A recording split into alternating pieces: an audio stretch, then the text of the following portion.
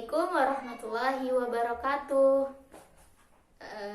Alhamdulillahirrabbilalamin. Hari ini kita bertemu kembali untuk belajar PKN. Semoga semua dalam keadaan sehat walafiat ya. Baiklah, sebelum kita mulai belajar, mari kita baca basmalah dulu ya. Bismillahirrahmanirrahim. Baik, hari ini kita akan belajar tentang nilai-nilai luhur Pancasila. Nah, kalau minggu lalu kita sudah belajar sejarah lahirnya Pancasila. Bagaimana sih ceritanya kok bisa ada Pancasila? Kemudian kemarin kita sudah belajar tentang kedudukan Pancasila. Kenapa Pancasila itu begitu penting di Indonesia? Nah, hari ini kita akan belajar tentang nilai-nilai luhur Pancasila. Nilai-nilai apa sih yang terkandung dalam Pancasila? Yuk kita bahas sama-sama ya. Jadi sila yang pertama, masih ingat sila yang pertama? Sila yang pertama yaitu ketuhanan yang Maha Esa.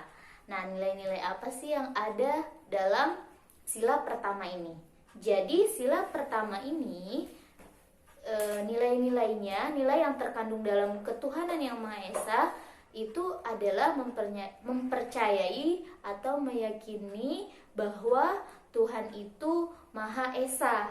Nah, dalam hal ini ketuhanan yang Maha Esa itu sebenarnya di dalam ajaran Islam sudah ada di dalam Al-Quran. Nah, dalam firman Allah sudah ada. Nah, di dalam surat Al-Ikhlas. Coba, ada yang tahu nggak bunyinya seperti apa? Bismillahirrahmanirrahim. Qul huwallahu ahad. Katakanlah bahwa dialah yang Maha Esa, dialah yang Maha Satu. Nah, jadi bukan hanya Pancasila aja yang meyakini bahwa ketuhanan yang Maha Esa, tapi dalam Islam juga, dalam firman-Nya juga sudah disebutkan dalam surat Al-Ikhlas. Nah, jadi maksudnya apa sih nilainya gitu? Bangsa Indonesia itu ternyata mempercayai bahwa Tuhan itu Maha Esa. Nah, hal ini diwujudkan dengan bangsa Indonesia menganut suatu agama. Akan tetapi ketika beragama, kita tidak ada paksaan sama sekali untuk menganut agama apapun gitu. Jadi berdasarkan keinginan pribadi bahwa ingin menganut satu agama gitu tanpa ada paksaan. Itu dia. Nah, di dalam cerita Fathul Mekah, penaklukan kota Mekah, Nabi Muhammad juga mencontohkan kita untuk supaya kita menghormati orang untuk beragama apapun gitu. Jadi ketika itu Nabi Muhammad dan pasukannya sampai pada kota Mekah. Lalu beliau tidak langsung memaksakan orang-orang Mekah atau menyuruh orang Mekah untuk ikut agamanya beliau, agama Islam gitu. Tapi beliau membiarkan orang-orang Mekah untuk untuk beribadah sesuai dengan agamanya mereka masing-masing. Nah, itu dicontohkan oleh Rasulullah loh gitu. Nah, jadi itu dia. Jadi kita bangsa Indonesia tidak memaksakan kehendak seseorang untuk beragama. Nah, di sini harus ada sikap toleransi antar umat beragama. Kita harus menghormati ketika orang lain yang beragama lain daripada kita dalam beribadah, kita tidak boleh mengganggunya gitu. Kita tidak boleh mengganggu kegiatan-kegiatan antar umat beragama seperti itu. Nah, demikian itu kerukunan akan terwujud gitu ya. Kemudian yang kedua, sila yang kedua apa? Kemanusiaan yang adil dan beradab. Oke, kemanusiaan yang adil dan beradab. nilai apa sih yang terkandung dalam kemanusiaan yang adil dan beradab? Nah, nilai yang terkandung itu adalah persamaan derajat, kemudian hak asasi dan kedudukan. Jadi bangsa Indonesia itu menganggap setiap orang memiliki persamaan derajat, kedudukan dan hak asasi. Maksudnya gimana? Jadi semua sama, mau dia itu orang kaya, dia orang miskin, dia pengusaha atau dia pedagang kecil, itu punya persamaan derajat yang sama. Dan di mata Allah juga Allah tidak Allah menyamakan derajat setiap manusia. Yang membedakan apa? Yang membedakan itu adalah ketakwaan kepada Allah Subhanahu wa taala. Kemudian persamaan derajat, kedudukan di mata Allah. Kemudian jadi bukan cuma bangsa Indonesia aja ya yang mempersamakan derajat, kedudukan dan hak asasi. Nah, hak asasi itu apa? Hak asasi itu sudah dimiliki oleh manusia sejak lahir. Apa aja sih maksudnya? Hak untuk hidup. Nah, kemudian hak untuk aman, mendapatkan rasa aman dan nyaman gitu. Nah, itu hak asasi yang bisa dimiliki oleh manusia gitu, semuanya sejak lahir. Kemudian oleh karena itu kita tidak boleh merendahkan dan semena-mena terhadap orang lain gitu. Dan sebenarnya kita harus peka, kita harus peduli terhadap keadaan masyarakat di sekitaran kita, lingkungan kita, keadaannya seperti apa. Seperti kemarin baru saja ada tragedi di Beirut, Lebanon. Nah, itu di tragedi bom gitu ya. Nah, itu kita juga harus peduli dengan keadaan masyarakat, bukan hanya masyarakat Indonesia saja, tapi kita juga harus peduli dengan keadaan masyarakat umat muslim di muka bumi ini gitu. Mau di Indonesia, di Palestina, di Suriah, di Lebanon, di Rohingya, atau di Amerika, semuanya gitu, di negara apapun di bumi ini. Nah, kita harus peduli terhadap keadaan masyarakat sekarang. Nah, contohnya lagi misalnya keadaan masyarakat sekarang. Nah, sekarang di Indonesia, bahkan di belahan bumi manapun sedang ada COVID-19. Nah, kemanusiaan ini kita harus punya rasa kemanusiaan. Apa bentuknya gitu? Kita harus peduli, misalnya kita membantu korban COVID-19 atau yang orang-orang yang bekerja yang terkena dampak COVID-19. Nah, kita harus peduli gitu. Kita kalau misalnya kita mampu, kita punya uang tabungan ataupun kita punya sedikit yang bisa membantu untuk mengingatkan beban korban dan dampak COVID-19, kita berikan gitu, kita bantu. Nah, itu bentuk rasa peduli kita kepada masyarakat di sekitar, itu dia. Dan membantu juga kita harus membantunya dengan ikhlas ya, tanpa ada ria atau paksaan apapun. Kemudian yang ketiga, sila ketiga, apa sila ketiga? Persatuan Indonesia. Nah, Persatuan Indonesia, kalau dengar kata-kata persatuan itu berarti bersatu gitu. Jadi di Indonesia kan banyak sekali ya ragam-ragamnya, dari orang-orangnya, jenis kelaminnya, kemudian suku bangsa, terus ada bahasanya juga beda-beda, agamanya juga beda-beda di Indonesia itu loh. Nah, tapi kalau kita dengar Persatuan Indonesia, maka perbedaan itu tidak boleh menjadikan kita tidak boleh menghalangi kita untuk bersatu gitu. Tidak boleh menghalangi Indonesia itu untuk bersatu. satu. Jadi nilai yang terkandung pada Sila Persatuan Indonesia itu adalah mengutamakan kepentingan bersama daripada kepentingan pribadi.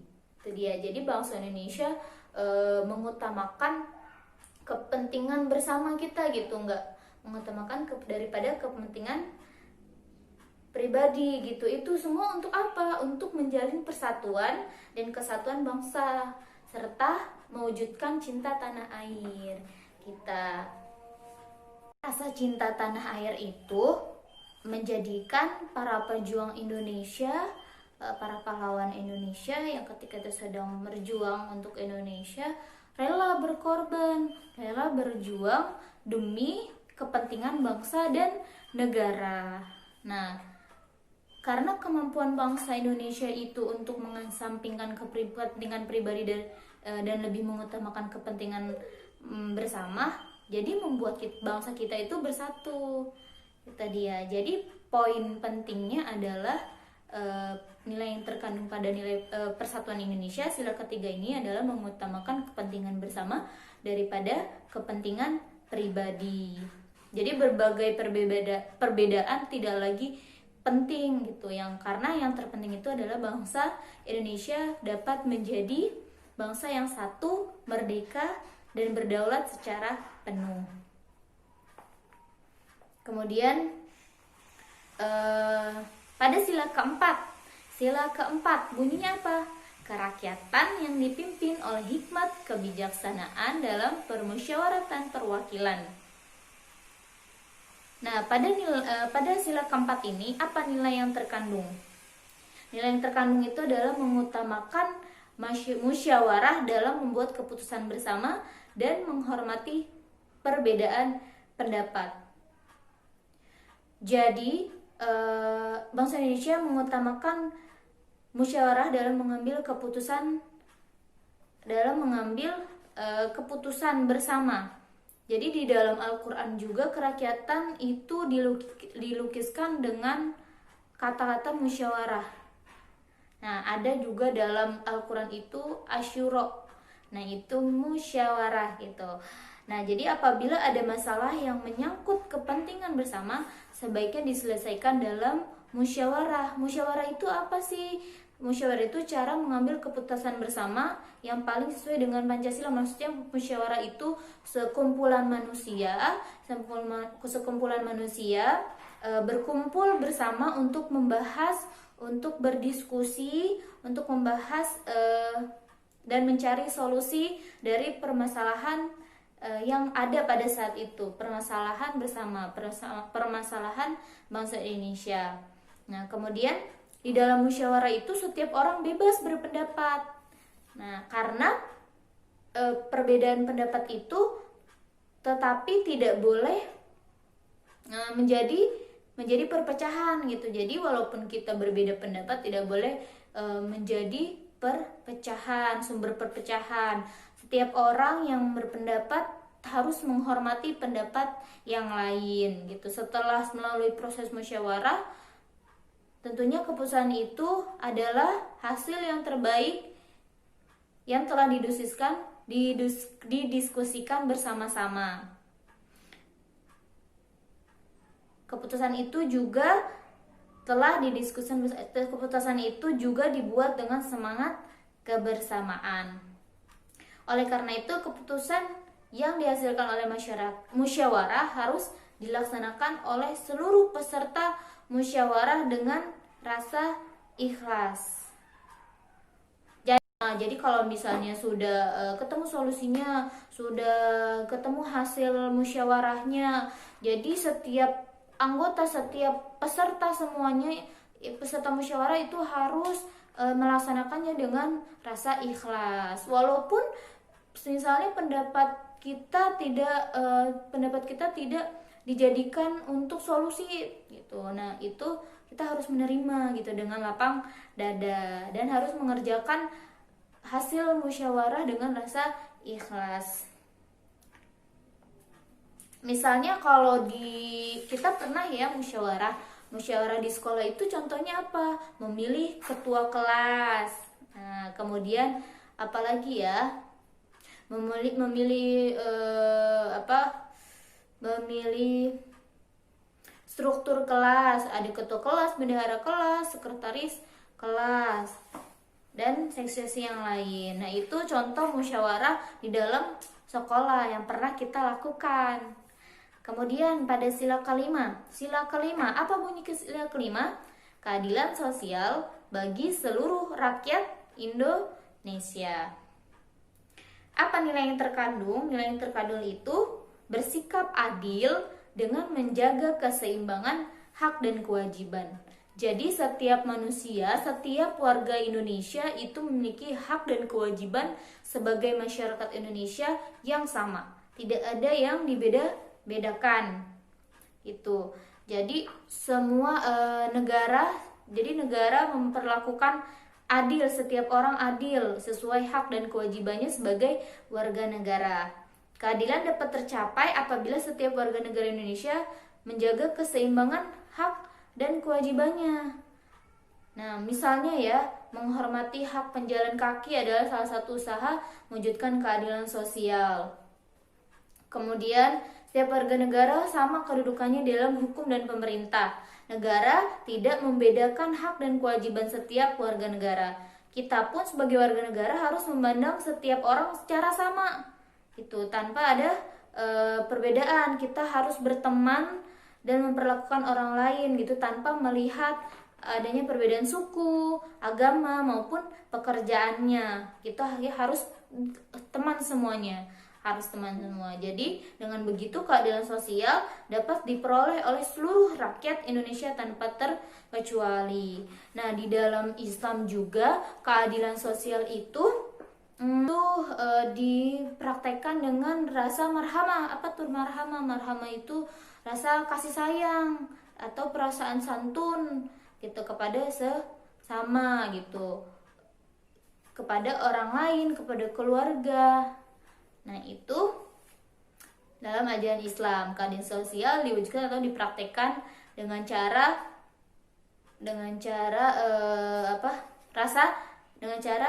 memperhatikan dengan perasaan santun dan kasih sayang. Itu dia. Kemudian itu ya. Jadi di dalam sila-sila pada Pancasila semua punya nilai-nilai luhur, punya nilai-nilai luhur itu maksudnya punya hal penting yang harus kita tahu gitu, supaya ketika kita menjalankan kewajiban kita, hak kita sebagai warga negara Indonesia, kita melihat dengan dasar Pancasila gitu yang sudah dibuat oleh negara bangsa Indonesia, oleh pemerintah Indonesia. Seperti itu. Baiklah, karena sudah selesai ya, yang terakhir sila kelima sudah, maka berakhirlah materi hari ini. Kemudian semoga kalian bisa memahami ya dengan baik dan bisa mempraktekkan di rumah gitu sesuai dengan sila-silanya. Oke, kalau begitu tugasnya adalah mempraktekkan nilai-nilai sila pada sila kelima, yaitu keadilan sosial bagi seluruh rakyat Indonesia. Keadilan sosial bagi seluruh rakyat Indonesia itu dipraktekkan dengan rasa santun dan kasih sayang. Nah, tugasnya adalah coba kalian praktekkan bagaimana kalian mengungkapkan rasa kasih sayang kepada kedua orang tua kalian atau keluarga kalian, siapapun itu di rumah. Kemudian di foto maupun di video, atau misalnya kalian punya ide untuk menggambar, ada gambar ibu, ayah, kemudian adik, kemudian kalian di situ ada tulisan I love you all atau uhibbukum fillah gitu. Nah, itu sesuai dengan kreasi kalian masing-masing. Nah, Ustazah memberikan tugas untuk kalian mempraktekkan kasih sayang kalian, rasa santun kalian kepada anggota keluarga kalian. Nanti tugasnya di-share di Telegram ya. Oke, Ustazah tunggu. Oke? Baiklah, sudah berakhir karena sudah selesai. Mari kita menutup dengan bacaan hamdalah. Alhamdulillahirabbil alamin. Sampai ketemu pekan depan ya, insya Allah. Semoga Allah selalu memberikan kita perlindungan dan kesehatan. Amin ya rabbal alamin. Dari Ustazah cukup sekian. Wassalamualaikum warahmatullahi wabarakatuh.